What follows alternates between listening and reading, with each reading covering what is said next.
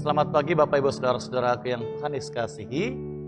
Jumpa lagi dalam Lensa Efata Guntung Payung di pagi hari ini.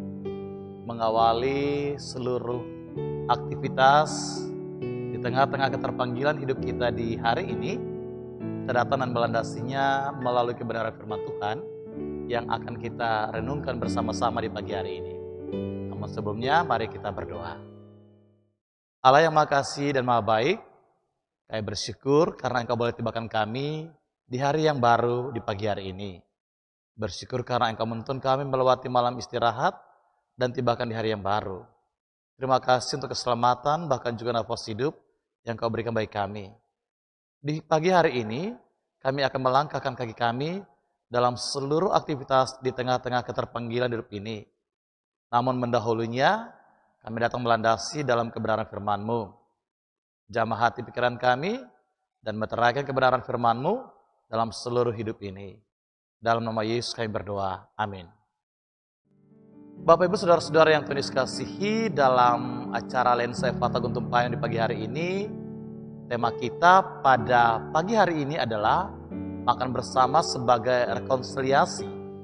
Dan bacaan firman Tuhan yang melandasi tema di pagi hari ini terdapat dalam kitab Perjanjian Lama, yaitu Kejadian pada pasal yang ke-43 ayat yang ke-34 yang saya akan bacakan bagi kita semua demikian. Lalu disajikan kepada mereka hidangan dari meja Yusuf, tetapi yang diterima Benyamin adalah 5 kali lebih banyak daripada setiap orang yang lain. Lalu minumlah mereka dan bersukaria bersama-sama dengan dia.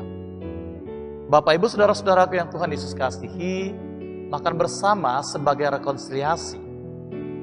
Diplomasi meja makan.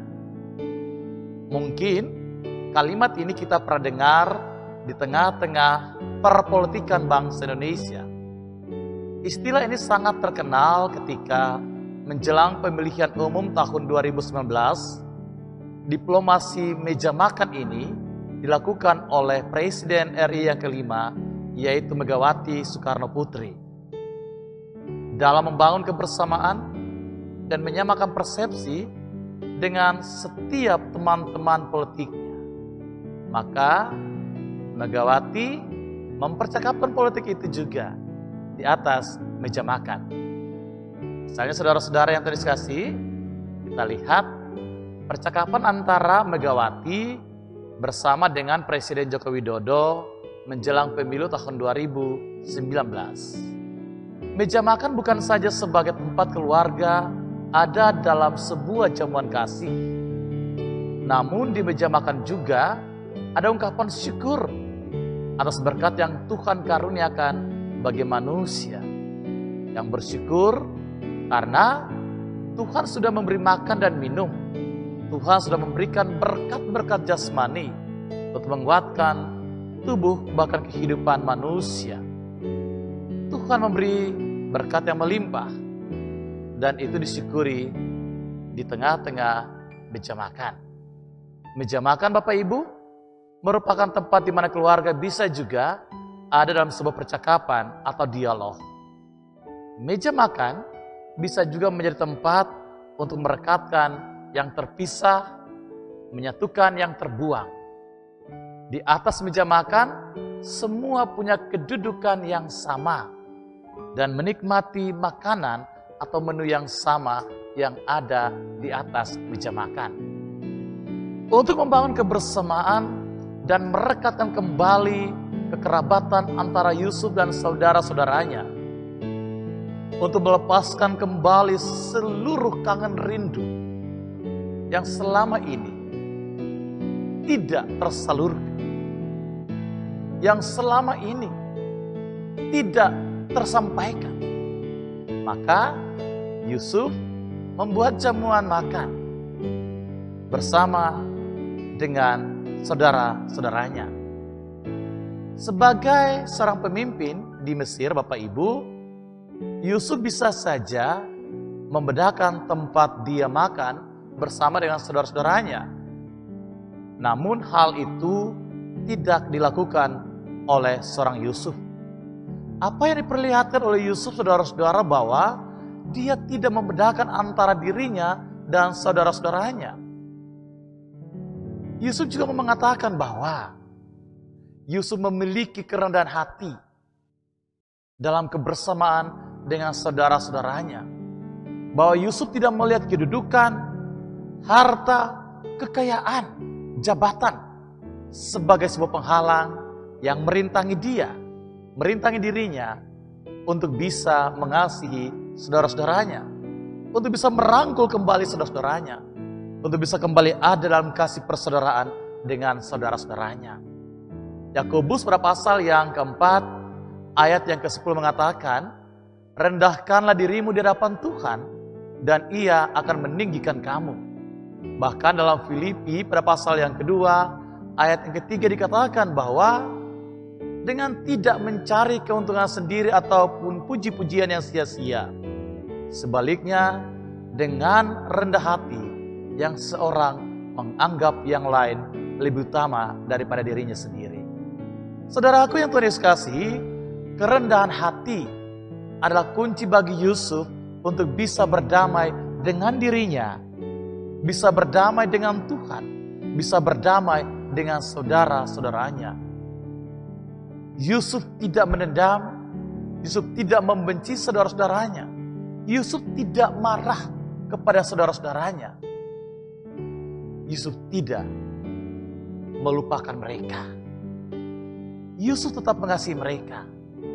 Dia tetap mengasihi saudara-saudaranya.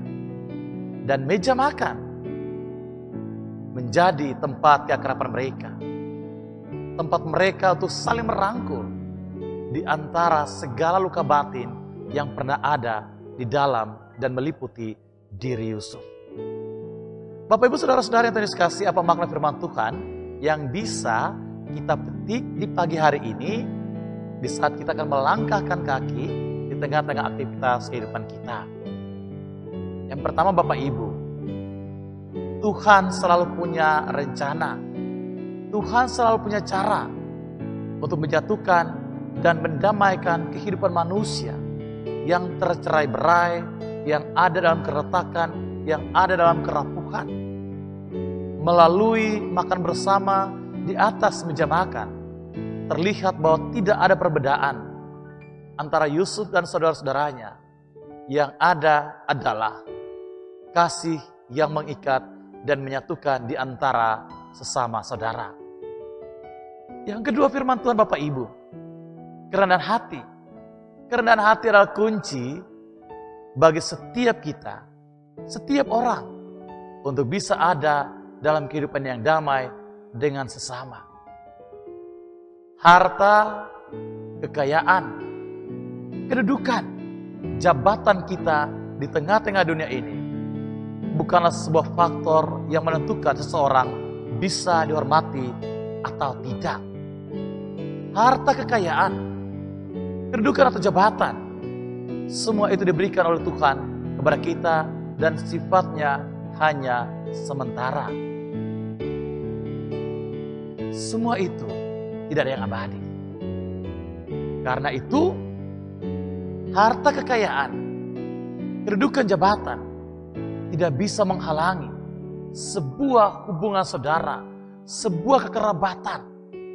Harta, kekayaan, kedudukan, jabatan tidak bisa menghalangi kembalinya harmonisasi di antara kehidupan sesama saudara di tengah-tengah hidup ini.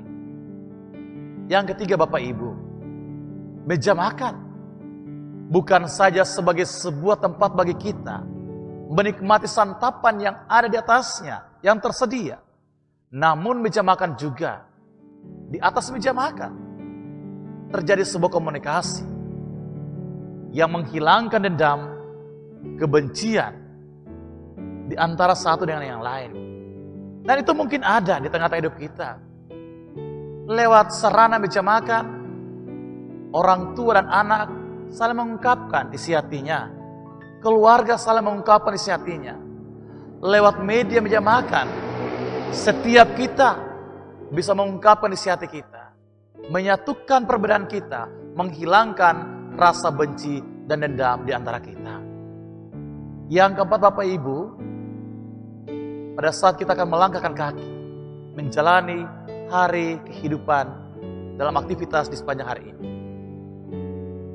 Mari kita tetap ada dalam satu tuntunan Tuhan. Menyerahkan hidup ini pada Tuhan. Biarkan Tuhan yang memimpin hidup kita, bukan diri kita. Biarkan Tuhan yang berkarya. Biarkan Tuhan yang terus menyertai kita di sepanjang hidup ini.